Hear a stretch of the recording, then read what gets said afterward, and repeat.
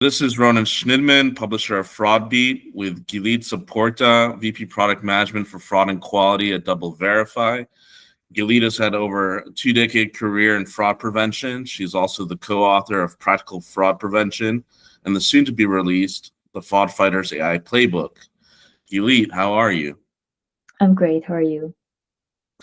So we've known each other for a long time. And I like to call you the OG of fraud prevention. Yes, Yeah. I'm gonna start blushing at the very first seconds of this interview, I see. So, well, we'll go into deeper shades of red as you keep going in this intro. Thank you for the very kind intro. You're welcome. So you've been around the block, so to speak. Fine. How have trends evolved over the course of your career in fraud? It's a wonderful question because at the same time, things have evolved dramatically and yet remain surprisingly the same. Fraud is still out there, only getting more scalable with time, as we all know, and with the new technologies that are being introduced into our lives. And yet, with all this scale, some of the patterns have remained the same. Fraud continues to look for the path of least resistance, always targeting the most vulnerable parts of our society, the elderlies, for example. And fraud has continued to be a game of follow the money. The trends are just kind of emerging in a manner that anyone who's even new to this field, and not like you and I did spend quite a lot of time in fraud prevention. Anyone who's coming into these fields and saying, hey, what would I do to make an easy buck out of the new technologies that are out there, is going to come up with a lot of ideas, especially if they have their favorite LLM to consult. And in that sense, the trends continue to be all around this human, malicious, sometimes creativity, nefarious creativity of finding a way to monetize our digital lives. So back to your questions, which trends are we seeing? It's always more of the same schemes that were out there and more creativity in trying to find the easiest path to gain more out of every attack. So you're saying there's a lot of recycling of old methods, but you also mentioned LLM in that answer. So what new technological advances have fraudsters incorporated since you started in fraud sciences, which is way back in Web 1.0, I guess? Yeah, I was lucky enough to be here for the first days of e-commerce, first days of social platforms, and this is definitely an opportunity to reflect on how, in one sense, things have evolved from trying to hide behind a low quality VPN provider just because you want to use Napster, if you remember, so back then you would see a lot of us computer geeks hiding our, I don't know if I want to call it benign, but not necessarily financial fraud, direct operations behind all kinds of evasion schemes. And that exists today, but it has gradually become more of a evasion as a service users that are not considered technologically advanced will be using these VPNs even without realizing it. Sometimes it's turned on by default on your device. Whereas this blurs the line between what was previously considered a bad signal for fraudulent activity and just normal behavior that is part of our lives today, where we access information and resources on every part of the globe, and we are not even thinking about it anymore. Streaming, for example, if I mentioned the old days, has become something that is a normal part of our day-to-day.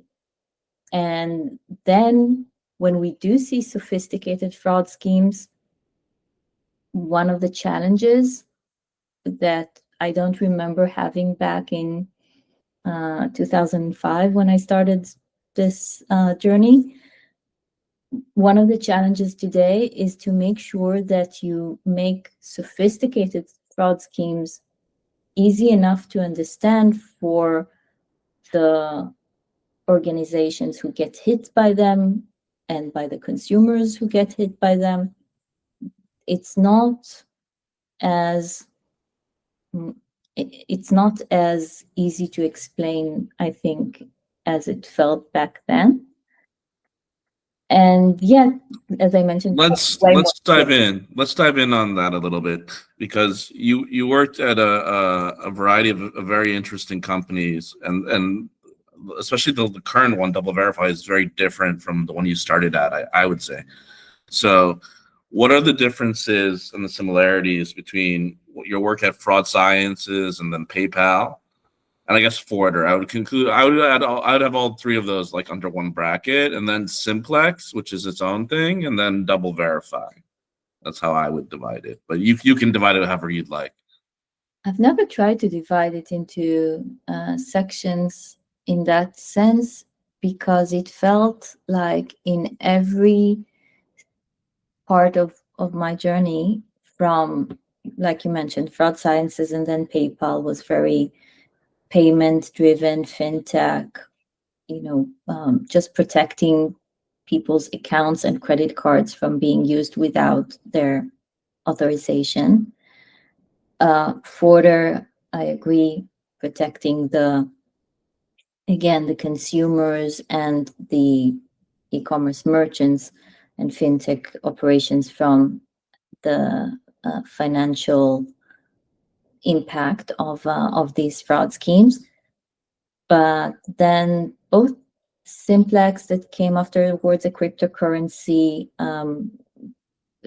focused startup that was later acquired by Nuvei, and then DoubleVerify today, while both of these later organizations are more focused on, let's say, digital goods, there's no physical type of product that needs to be shipped somewhere.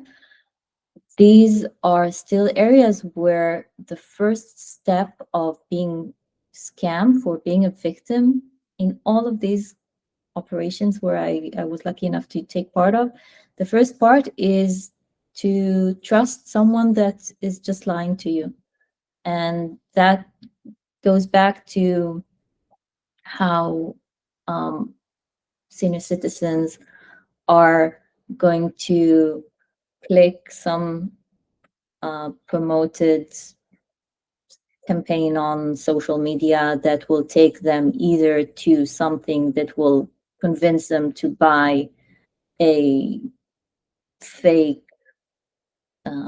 Louis Vuitton fashion item, or they can equally click on a sponsored campaign that will take them to an investment scam that will tell them to buy crypto without them realizing it, or they will click on something that will make them install an app that will end up being this malware on their device that will show up as fake traffic or intrusive traffic at DoubleVerify. The weakest link in many of these cases remains the human factor. Yeah, it's interesting. That's always sort of. We can talk about this in a later date. But the social engineering aspect of it and the human factor is where fraud and cyber sort of overlap, and there's sort of. I think your current job is sort of also in that gray area where it's almost becoming a little bit like cyber. Yeah, I agree. When I'm looking at a hijacked device that's been impacted, and it could be that mobile that someone was convinced to duped into click into installing some bad code, or it can be our TV streamer at home that might be infected at a network level. I agree that this takes us way more into the cyber protection realms in terms of the volumes of data, the type of data, the types of signals that we are analyzing.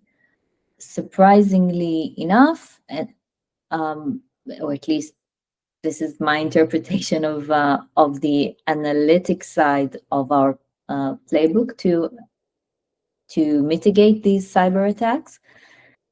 It's always so important to keep things as simple as you can, go back to where the first line of defense was falling short. And I feel that as long as I can ground it back to things that are similar to getting someone to fall for crypto, Bitcoin, whatever investment scam, as long as we can keep it closest to what people already know from financial scams, I feel that we're more effective in helping the industry understand the magnitude of this problem and what they need to do in order to stay safe. The industry referring to fraud prevention people, or the industry referring to who are you referring to when you say the industry? Regulators,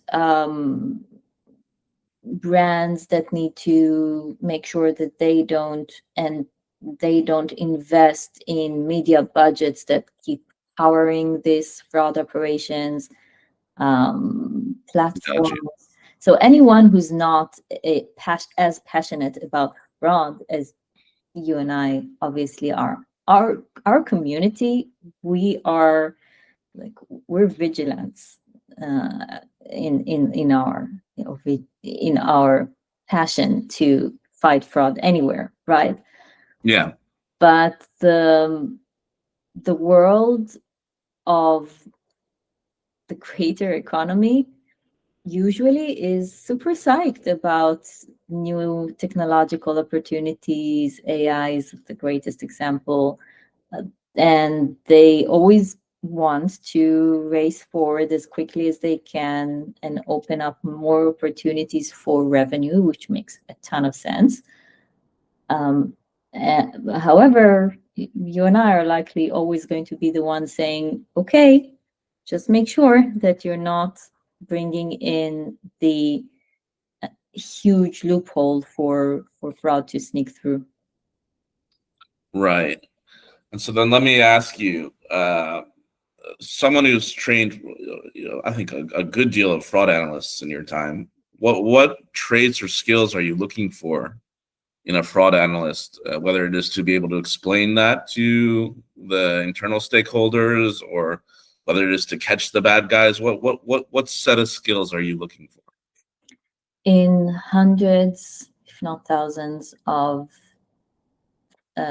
analysts that I either trained or interviewed, I'm always looking for people who ask questions, and that is also true for what I'm looking for in anyone who's been part of my teams over the years.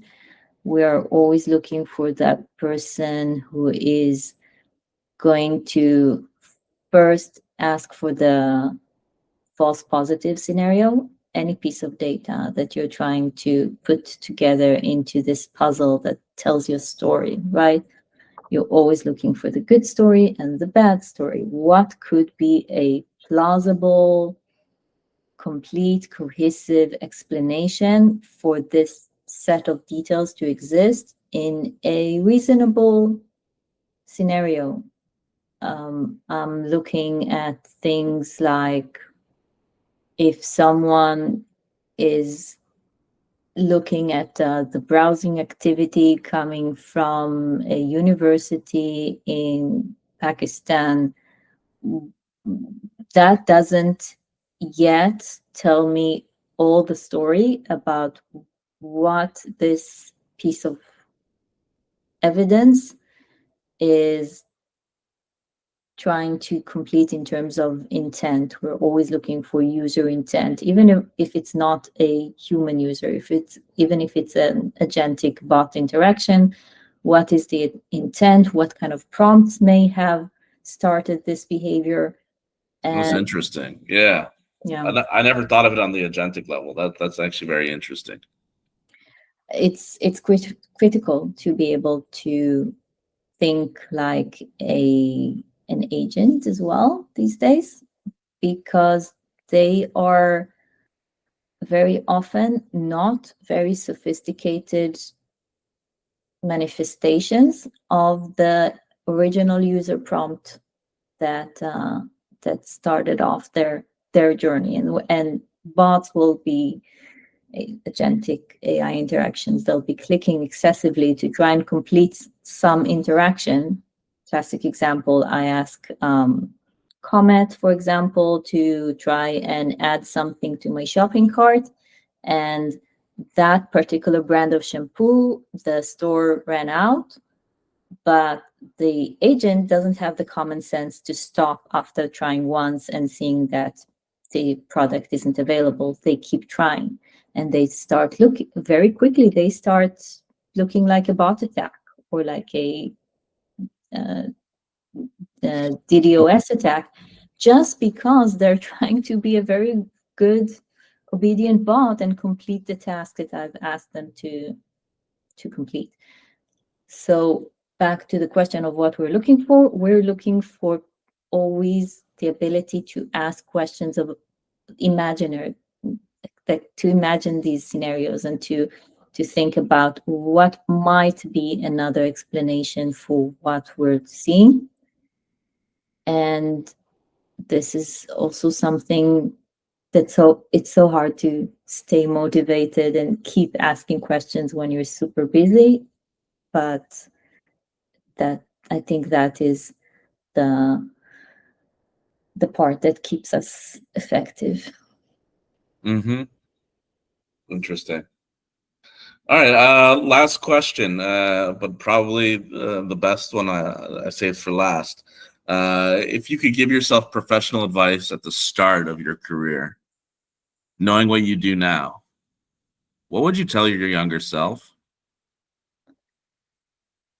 I have always been a soft speaker, and I will probably always be that way. So I do remember several occasions in my life when I realized that I should speak up and ask my questions a little more boldly. And in retrospect, I still don't know if would it be helpful for me to give my younger self this advice? Probably not. I would probably still say something like, give me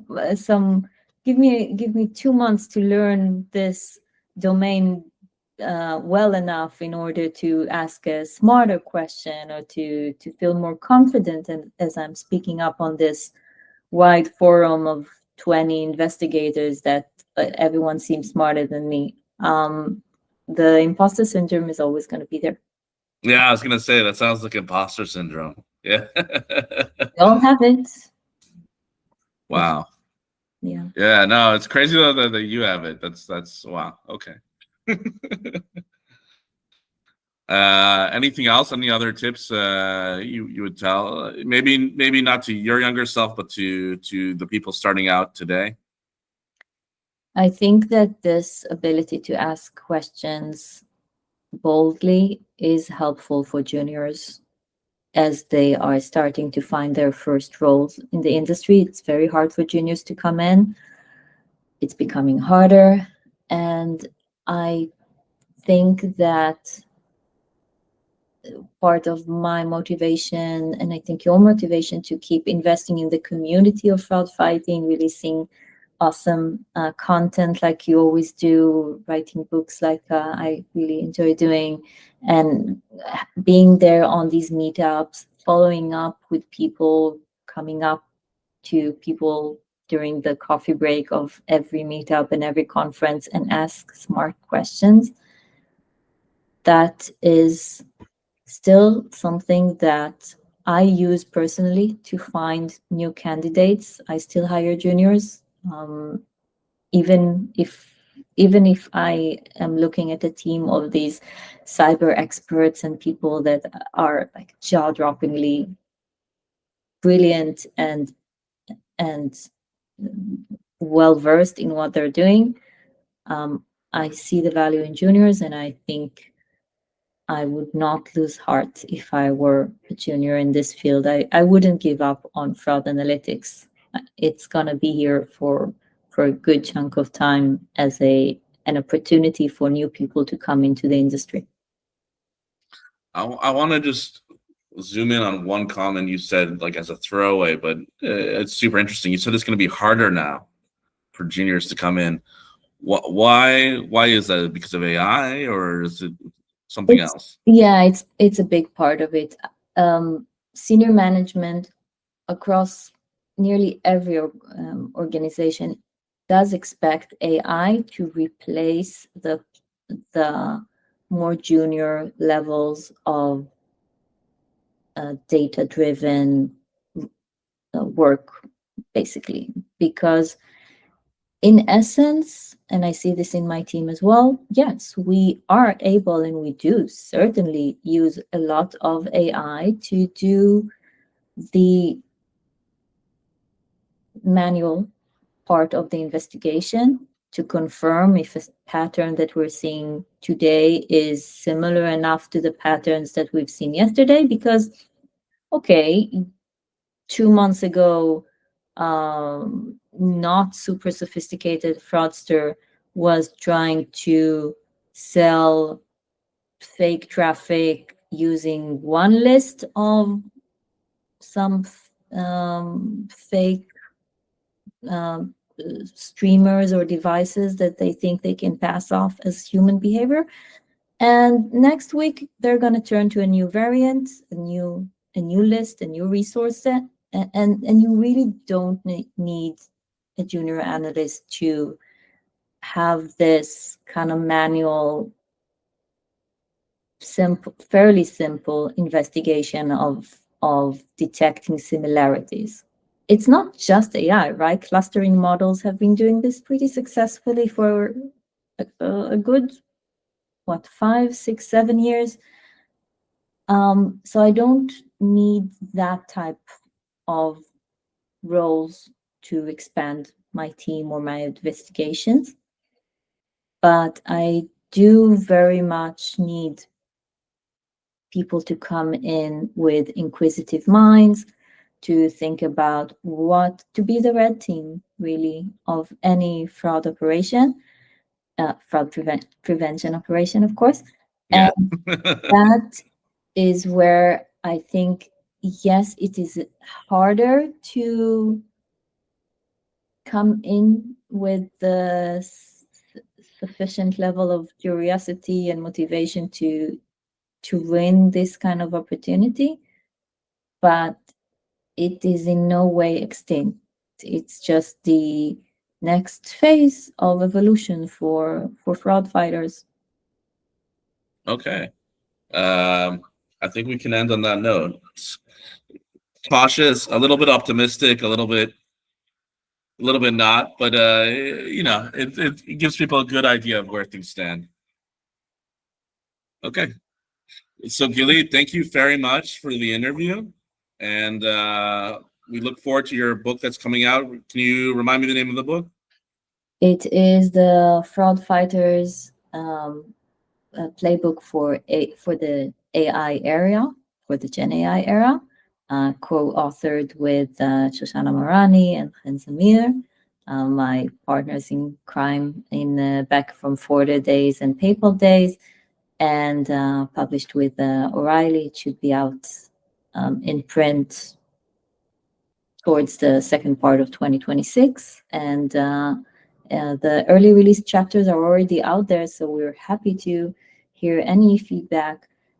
It's a nice opportunity for the community to chime in and to get good insights into another I hope important training book.